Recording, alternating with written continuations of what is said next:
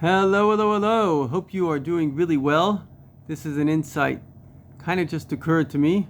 It's a basic Jewish idea, but it's very important. And that is, we are only free if we allow God to be part of everything in our life. The whole thing about freedom is, I remember a rabbi once saying that when God took the Jews out of Egypt, on one hand, people think he gave them freedom, but what is freedom? So God says that I've taken you out to serve me on this mountain. And it says the only person who's free is the person that basically serves God. And you can say, why would that be? The answer is because, as Margaret Thatcher said, a person without religion is a slave to their passions. Earlier today, I realized that we all have to go through some kind of ego death. Unfortunately, as studies show, everybody's been bullied. And you say, why would God make a reality where people that feel shame are jealous of you that don't, or that didn't feel shame, and then they cause you to feel shame? And the answer is because ultimately the perception of self and the childhood identity is like, it's what we call in Kabbalistic terminology a klippa. It's like a shell. It's like covering the essence. The essence is actually God. It's infinite.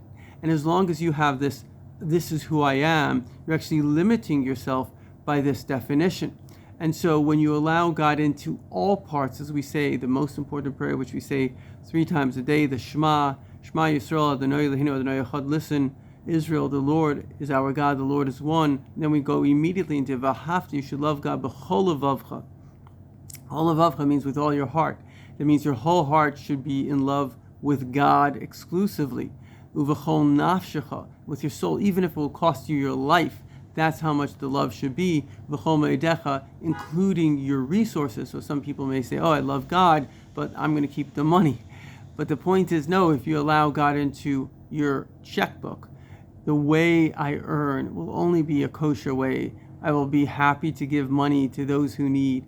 When you let God into everything, you see, real freedom is not allowing your instincts to take you over. If that would be the case, a drug addict lying in the gutter would be free, but he's not free. He's trapped by his instinct. And that's the big mistake that many people say, oh, well, if I have this desire and I do it, I'm free. No, you're not free. The desire is trapping you. If you have an addiction to food and that's what you're doing, you're not free. You're a slave to the food. Freedom is when your mind, when your soul, when you are in charge of the instinct, not the other way around. If you're riding a horse and the horse goes wherever it wants, you're not free. You're a slave to the horse. So real, true freedom is giving yourself, that's a conscious choice, that every part of me is given to God, and goodness and kindness, which is the same as the direction God wants us to go. And when you do that, then you get over your instincts, and you're truly, your essence, the God part of you, which is that selfless side, becomes the manifest part of you, and you truly will be free.